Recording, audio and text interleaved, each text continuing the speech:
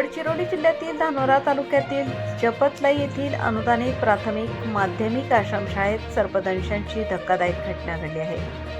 माजी खासदार मारुतराव कोवासे यांच्या कुपारलिंगो शैक्षणिक व सांस्कृतिक विकास संशोधन संस्था गडचिरोली अंतर्गत ही आश्रमशाळा चालवली जाते.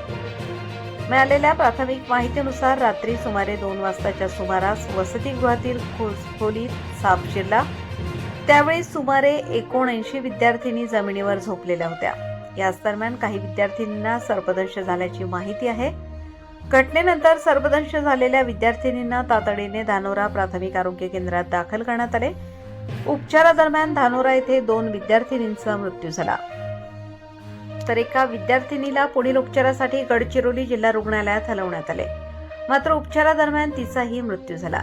त्यामुळे या घटनेत एकूण 3 विद्यार्थिनींचा मृत्यू झाला आहे. दरम्यान दीपिका बिटकुसाय मडावी इयत्ता 5वी हिची प्रकृती अत्यवस्थ असून आणखी 2 विद्यार्थिनी गंभीर असल्याची माहिती डॉक्टर मनीष मेश्राम यांनी दिली आहे. त्यांच्यावर जिल्हा रुग्णालयात उपचार सुरू आहेत. तर इतर 14 विद्यार्थिनींना खबरदारीचा उपाय म्हणून जिल्हा रुग्णालयात वैद्यकीय निरीक्षणाखाली ठेवण्यात आले आहे.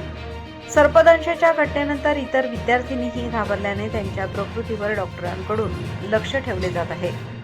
घटनेची माहिती मिळताच आरोग्य विभाग आणि पोलीस विभागाकडून आवश्यक कार्यवाही सुरू करण्यात आली आहे. सर्पदंशाची घटना नेमकी कोणत्या परिस्थितीत घडली याचा तपास सुरू आहे. या घटनेनंतर अनुदानित आश्रमशाळांमधील विद्यार्थ्यांच्या सुरक्षिततेचा प्रश्न पुन्हा ऐरणीवर आला आहे. वसतिगृहांची स्वच्छता, सुरक्षा व्यवस्था आणि सर्प प्रतिबंधक उपाययोजनांची सर्व आश्रमशाळांमध्ये तपासणी व चौकशी करण्यात यावी अशी मागणी नागरिक आणि पालकांकडून जोर धरू लागली आहे. दरम्यान जपतलाई येथील घटनेची सखोल चौकशी करण्यात येणार असून संस्थेच्या पातळीवर कुठेही दुर्लक्ष किंवा हलगर्जीपणा झाल्याचे आढळल्यास संबंधितांवर कारवाई करण्यात येईल अशी भूमिका जिल्हा प्रशासनाने घेतली आहे.